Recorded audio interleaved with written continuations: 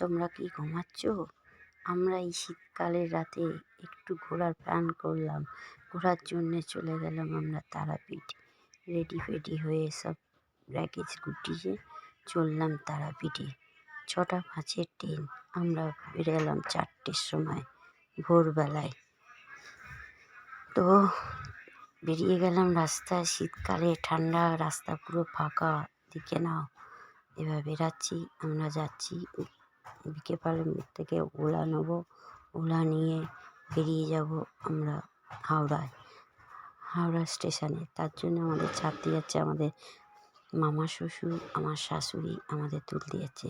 তো OLA booking করেছিলাম, ওলাতে গেলাম, করে গিয়ে পৌঁছে গেলাম আমরা হাওড়ায় পৌঁছিয়ে স্টেশনে গেলাম। স্টেশনে গিয়ে চলে এলাম, দেখছি 6:05 ট্রেন। সকালে পৌঁছিয়ে তারাপীঠে, তারপরে তোমাদের কিছু মুহূর্তে ভিডিও শেয়ার করলাম।